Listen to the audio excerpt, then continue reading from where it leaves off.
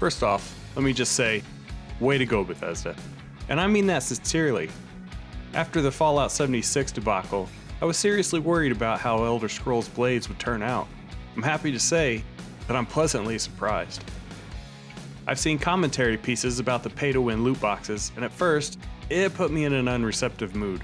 However, after giving the game a chance and comparing the store's gem pricing with other free-to-play mobile games, I have to say that it's pretty on par with other major mobile titles. In fact, it has the same pricing as Pokemon Go's premium currency.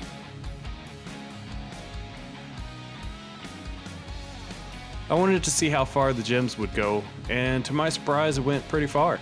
I bought the top tier gem pack for the first time purchase bonus, and with the gems I received, I was able to build up my town to about level 5 and upgrade the smith and alchemist to level 5, which far outpaced the level of gear I was able to equip.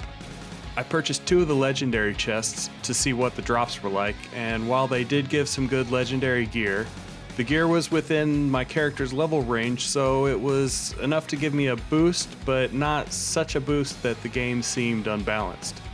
As far as how that will affect the arena, it's hard to say, because as of the time of this recording, the arena hasn't been implemented yet. But I can say that the chest piece I got from the first loot box at level 9 has already been replaced by another chest piece I got at level 14. The new chest piece was worse in quality when I got it, but I was able to temper it at the smith and make it a pretty good upgrade. I have a feeling that the best gear will be player crafted and enchanted. There are perks that make crafting and enchanting better, so I don't think the loot boxes will be that big a deal. I purchased a few decorations from the store and found that there's a free object in the store offered daily from a random selection. So far I've seen everything from building materials to decorations and crafting supplies. I've only been playing for a few days, so there's probably more stuff offered that I just haven't seen yet.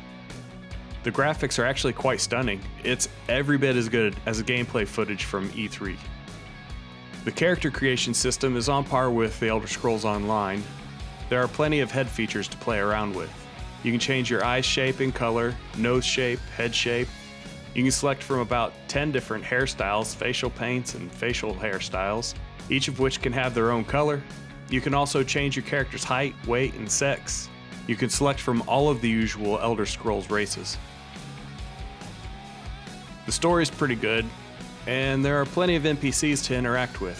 While not everyone has the most interesting things to say, everyone will direct you to quest NPCs at appropriate times and give information about their daily lives. Each NPC has a unique name, so there are no settlers or villagers walking around. There's a good range of quests to complete, so you shouldn't get bored too quickly, though I do have to say, the quest difficulty can ramp up pretty fast. For those just starting out, I would suggest sticking with 1 or 2 skull difficulty. Anything more than that and you may find yourself running out of defensive options. As you progress in levels, you will unlock more and higher tiered spells and abilities.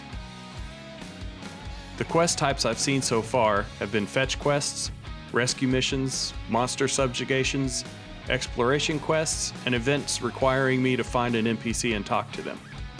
One of the quests required me to find the leader of an enemy faction and gave me the choice of moving through the enemy camp peacefully after having talked to the guard NPC, but I still decided to slaughter everyone. It's just more fun that way. The leveling system is much like what you would expect from an Elder Scrolls game.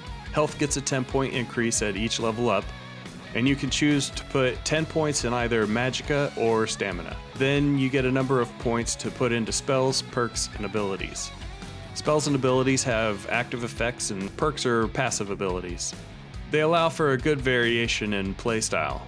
Right now there's only magic and melee combat, no ranged combat or sneaking.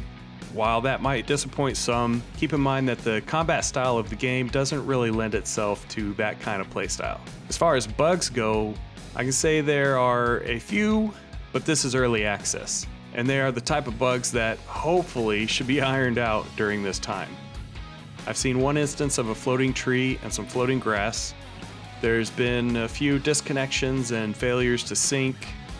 I've encountered infinite loading screens a couple of times when first starting the game, but restarting the app has been able to take care of that so far. Fortunately for me, the bugs have been few and far between, so overall, I'm satisfied.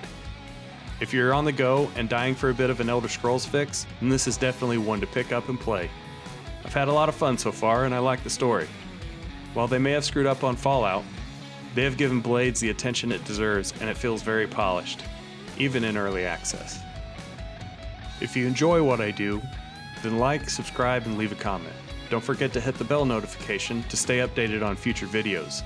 And if you want to help support BR Modding, consider donating on Patreon or checking out the t-shirt shop. Links will be in the description.